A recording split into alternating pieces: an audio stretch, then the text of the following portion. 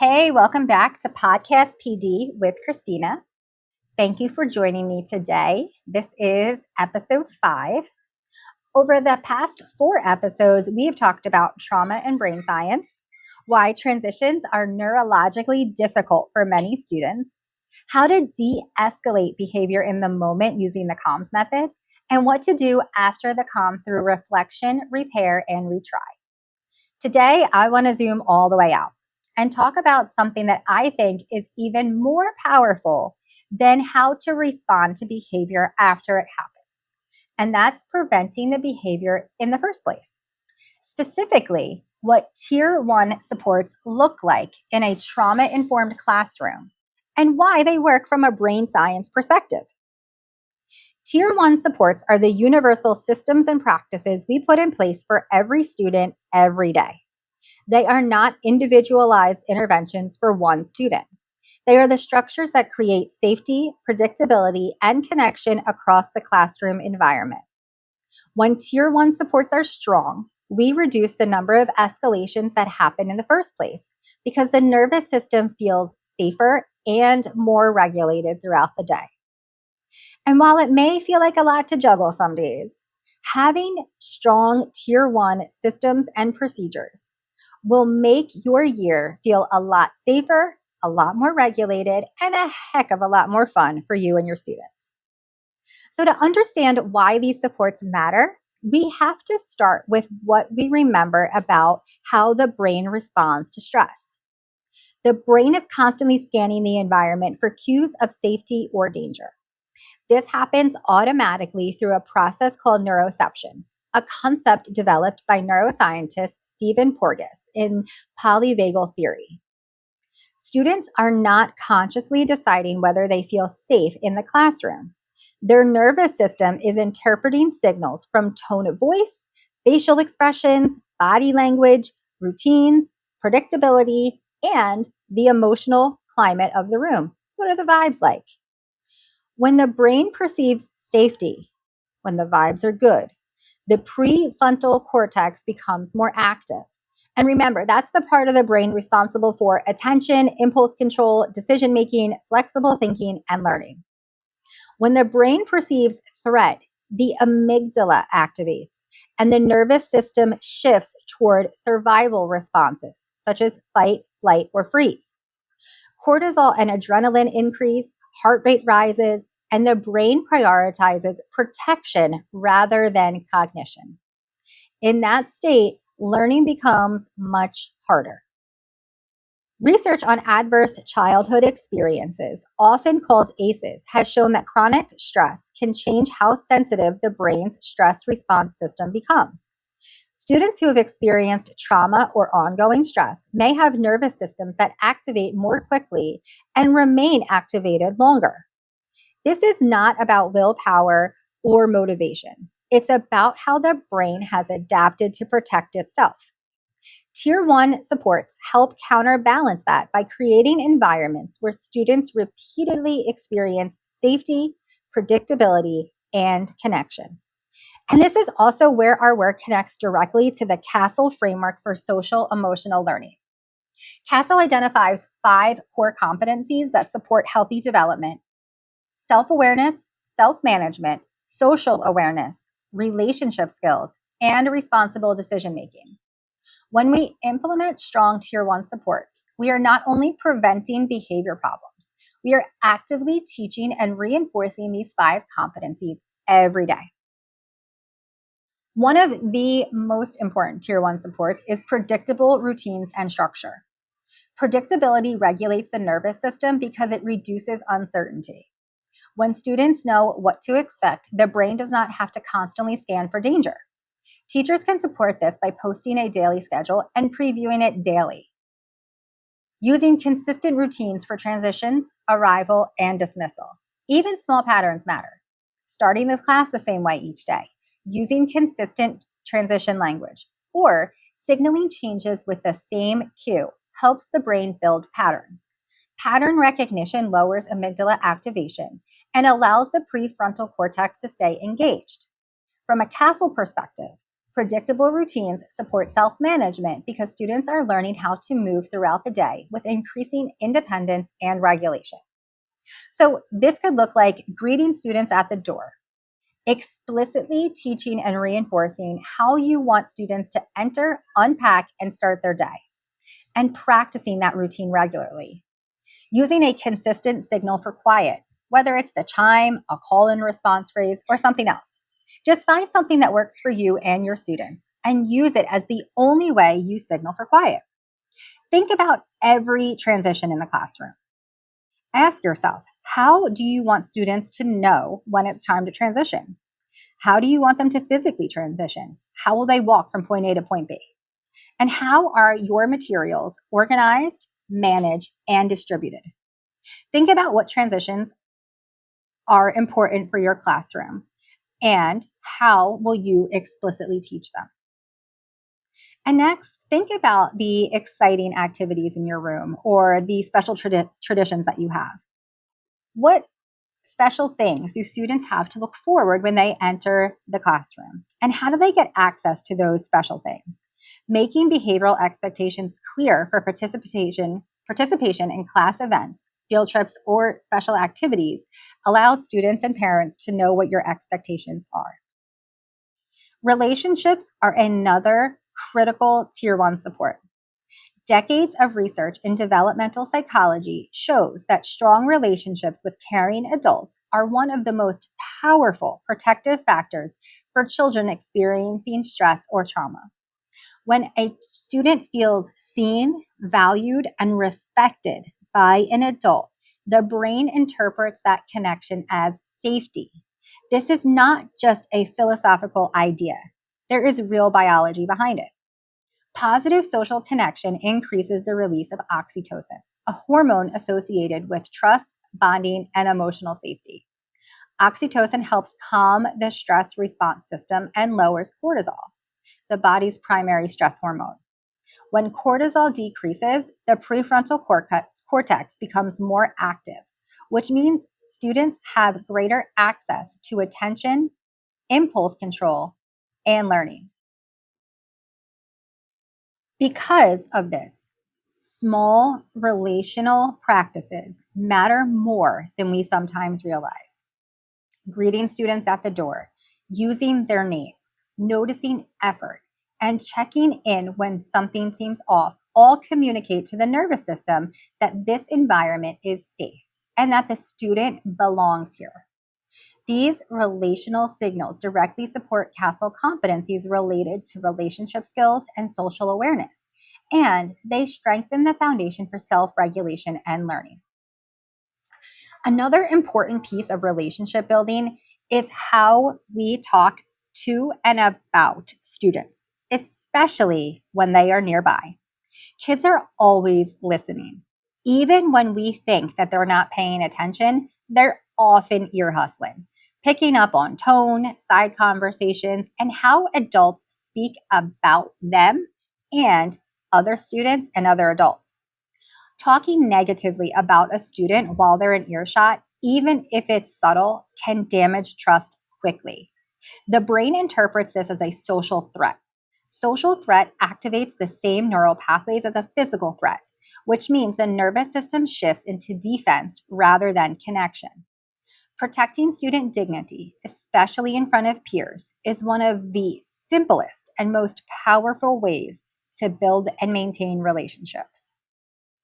A practical strategy that teachers can use to strengthen relationships is a quick reflection exercise.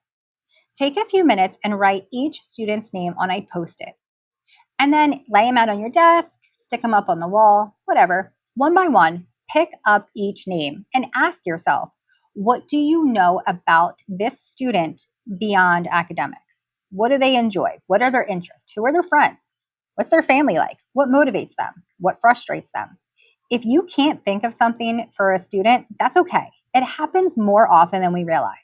Sometimes we think we know our students better than we actually do, especially if they're quiet, compliant, or academically successful. If you notice a student you don't know much about, set a goal to learn more about them. Schedule a quick 5-minute check-in with that student sometime during the week. Ask about their interests, hobbies, what they like to do after school, and what they're excited about right now. Those small conversations matter. When students feel known, they are more likely to trust the adult in the room. And that relationship becomes incredibly important if behavioral challenges arise later. If a student already feels connected to you, they're more likely to accept redirection, repair mistakes, and try again. If there's no relationship foundation, correction often feels like criticism or rejection. It's also important to remember that all humans make mistakes. Students will make mistakes, and adults will too. And how we respond in those moments is another powerful way relationships are built. When we respond with a calm tone, respectful language, and supportive body posture, we communicate that mistakes are part of learning rather than a threat to belonging. Tone and body language are incredibly important here. The brain reads these signals faster than it processes words. A calm voice, open posture, and steady pace communicate safety. A sharp tone, fast movements, or visible frustration can communicate threat, even if our words are neutral. Ultimately, relationships are not built through one big moment. They are built through hundreds of small interactions over time. Each greeting at the door, each check in, each respectful correction, and each repair conversation sends a signal to the student's nervous system. Over time, those signals accumulate and shape how safe a student feels in the classroom. And when students feel safe, their brains become more available for connection, regulation, and learning. Explicitly teaching expectations is another key tier 1 strategy. Just like academic skills, behavior expectations need to be modeled, practiced, and reinforced. The brain builds neural pathways through repetition. When students practice expectations during calm moments, those patterns become easier to access during stressful moments. Practicing transitions, practicing how to ask for help, and practicing how to respond when frustrated helps the brain build scripts for behavior. These practices support self management and responsible decision making within the CASEL framework. I also want to acknowledge at this point that children are being raised differently today. How child rearing looks today looks a lot different than it did even 10 or 20 years ago. Families are navigating more stress, more time pressures, more access to technology, a heck of a lot more information overload, and often less unstructured time for children to learn social skills through play and interaction. But for better or worse, that reality is part of the environment our students are growing up in. As educators, we cannot control what happens outside of school. And we cannot change every circumstance students bring with them when they walk through the door. We can spend time being frustrated about that, or we can choose to respond differently and adjust our practice to meet the students we have in front of us. I choose different, and that's why I wanted to get going with this podcast series. Because of that shift in how our children are being raised today, we cannot assume that students already know how to do things that we may have once taken for granted. We can't assume that students know how to ask for help, how to respectfully disagree, how to manage frustration, how to transition between tasks, or even how to participate in a group or partner discussion. These are skills. And like any skill, they need to be explicitly taught, modeled, practiced, and reinforced. And so that means planning for the teaching of behavior the same way we plan for the teaching of reading or math. If we expect students to line up quietly, we need to model what that looks like and practice it together. If we expect students to ask for help instead of shutting down or acting out, we model the language and role play that scenario. If we expect students to respond appropriately when they feel frustrated, we practice what that sounds like when emotions are calm so the brain has a script to access later. And this isn't just true for our youngest learners. This is also true for older students, even middle schoolers and high schoolers. We assume that they should have these skills, but the reality is that many of them have never had the opportunity to learn them explicitly and practice in safe environments. The prefrontal cortex, the part of the brain that's responsible for impulse control, decision making, and flexible thinking, is still developing all the way through adolescence and isn't fully developed until someone is 25 years old. Students are still building the neurological pathways needed to manage emotions and behavior. When we teach expectations clearly and practice them consistently, we reduce uncertainty and give students the tools they need to succeed. Instead of assuming that students know what to do and then getting frustrated when they don't do it, we show them, we practice with them, and reinforce it over time. That clarity supports regulation, reduces frustration, and ultimately creates classrooms where students know what success looks like and how to achieve it. Positive reinforcement is another strategy strongly supported by research. The brain wires toward what is repeated and reinforced. When teachers acknowledge positive behavior, dopamine is released in the brain. Dopamine strengthens the neural pathways associated with the behavior that was recognized, making it more likely to occur again. Specific feedback is especially effective because it helps the brain connect the behavior to the outcome. Statements like, I noticed how quickly you got started, or I saw how you helped your partner, reinforce both positive behavior and social awareness. But what matters here is not just the praise, but the specific descriptive reinforcement. So instead of a general praise like good job or oh, that's great, which the brain can't easily connect to a specific behavior, descriptive language helps students understand exactly what they did that was successful. So for example, instead of saying nice work, a teacher might say, I noticed you pushed your chair in and went straight to the rug when the timer went off. Or I saw you take a deep breath and try that problem again, even when it was hard. These kind of statements help students build a mental connection between their actions and the positive outcome. Over time, those repeated connections strengthen the neural pathways associated with self-regulation and responsible behavior. And we've talked about the power of our words, and this approach also aligns closely with the responsive classroom framework, which emphasizes 3 types of teacher language: reminding, reinforcing, and redirecting. Reinforcing language describes what students are doing well and helps them recognize the positive choices they are making. Reminding language previews expectations before a situation occurs, such as saying, when we go to the hallway, remember, our voices are off and our bodies are facing forward. Redirecting language is used when a student needs correction, but it remains brief, clear, and respectful, such as saying, voices off in the hallway, or walk, please. One of the goals in trauma-informed and responsive classroom practices is to increase the rate of reinforcing and reminding language compared to redirecting language. But that doesn't mean that we eliminate corrections. Students absolutely need clear boundaries and feedback. But when majority of what students hear from adults is correction, the brain can begin to associate school with criticism or threat. When students hear more reinforcing and reminding language, the nervous system interprets the environment as safer and more supportive.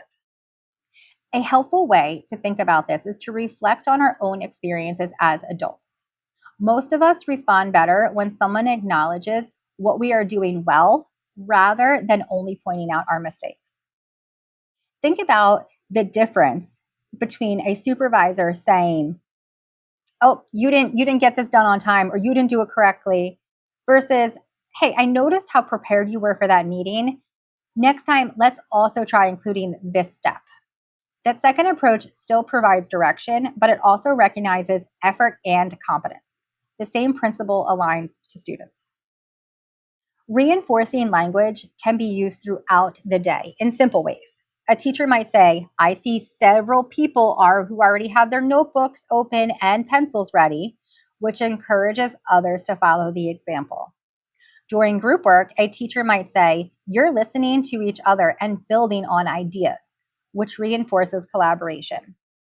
During transitions, a teacher might say, this table is already lined up and ready, which highlights the desired behavior without calling attention to those who are not ready yet.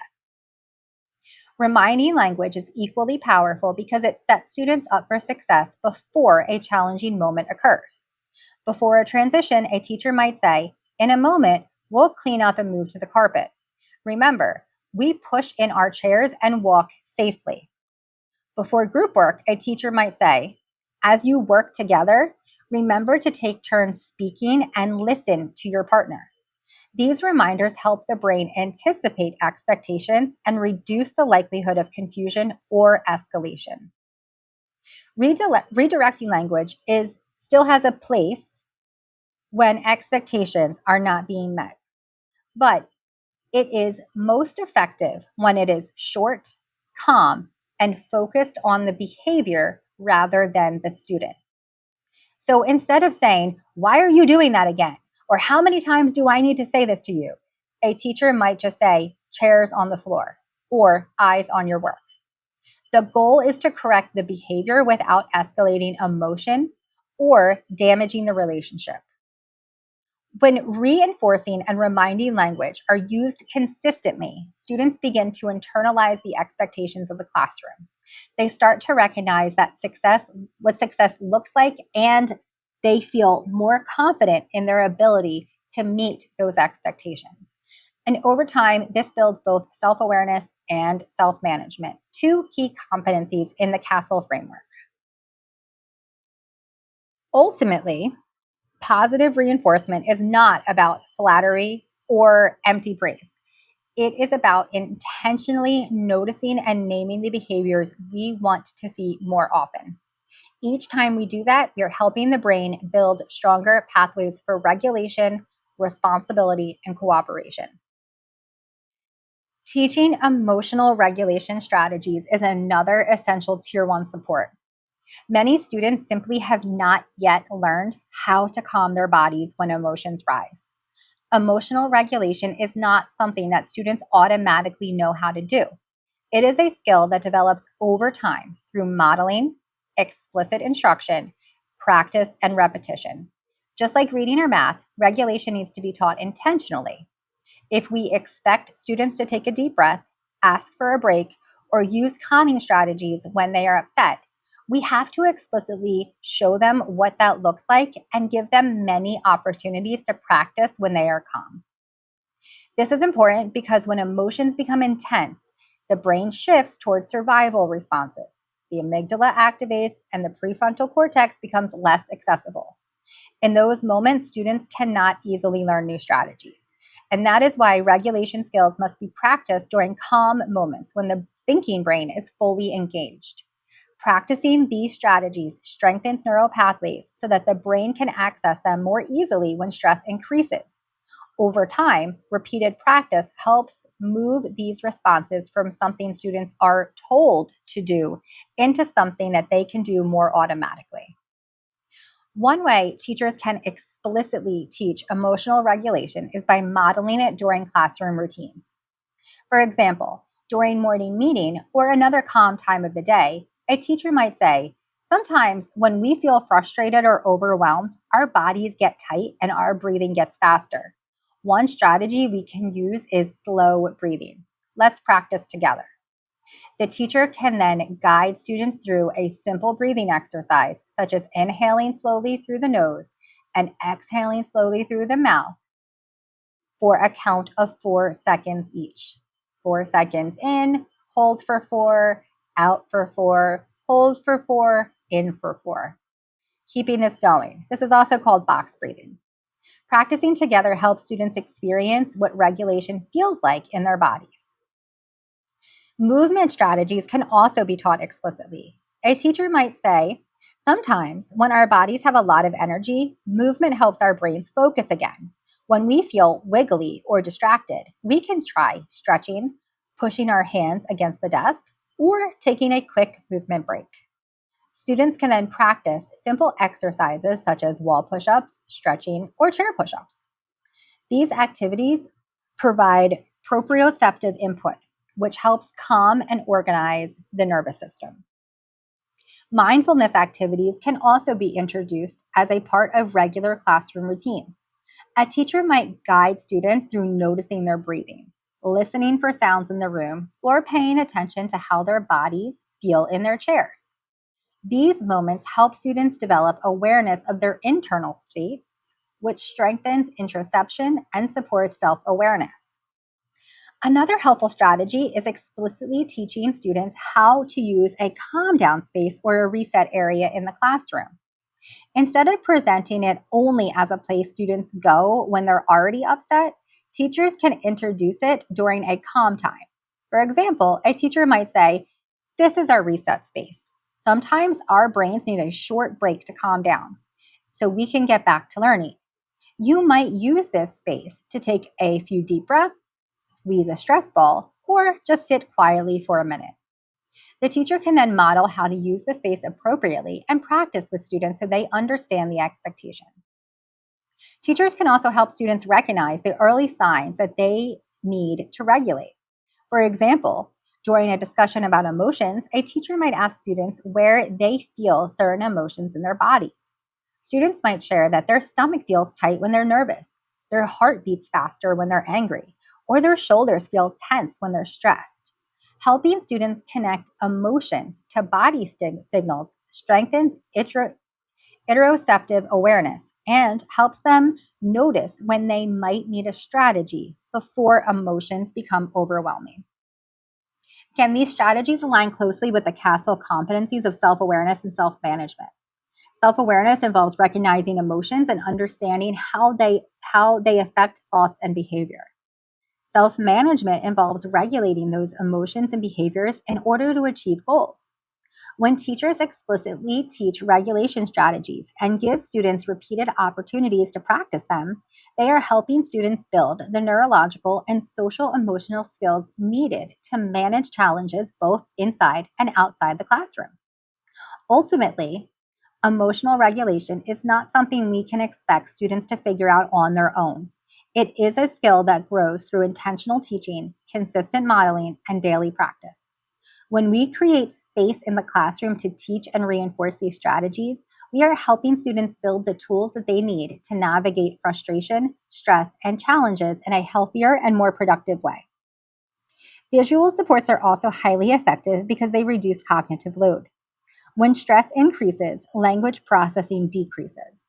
Visual schedules, timers, and step-by-step directions provide concrete information that the brain can process more easily than verbal instructions alone.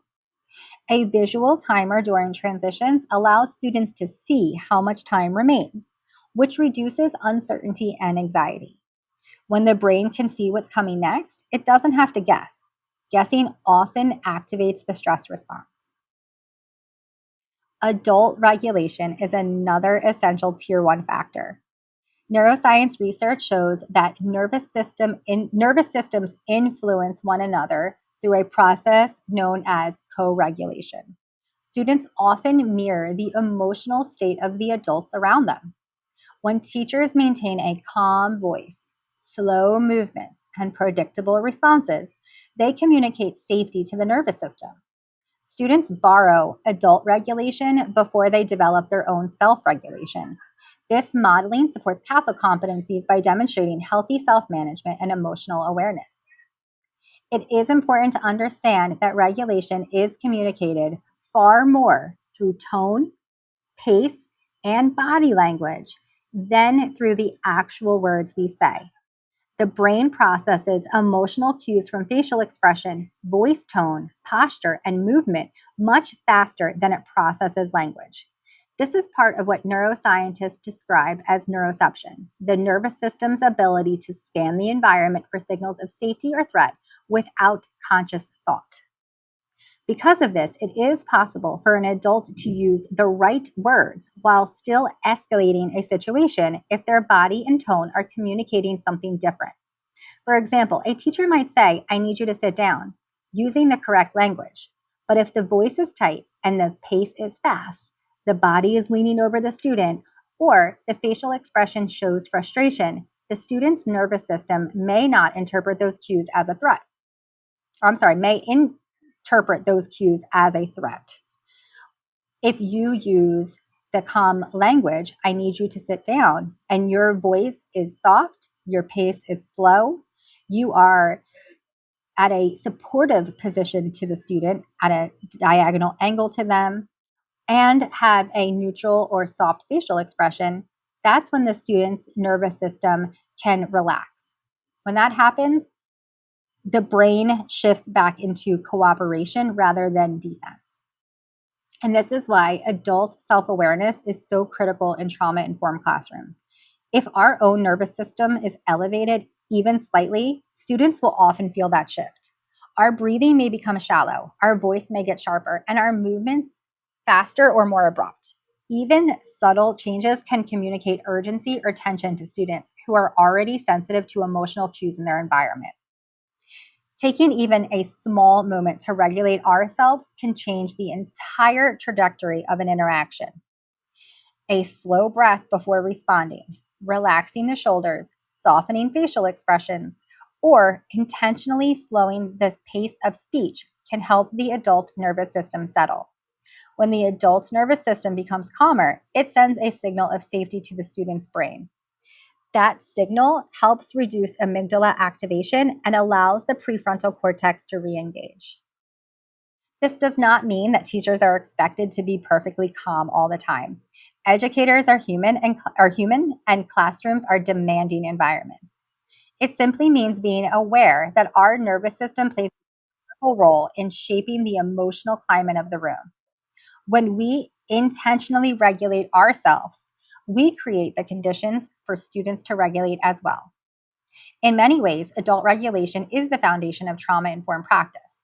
Before students can learn to manage their own emotions, they need repeated experiences of being supported by a regulated adult. Over time, those experiences help students internalize the ability to pause, breathe, and respond more thoughtfully.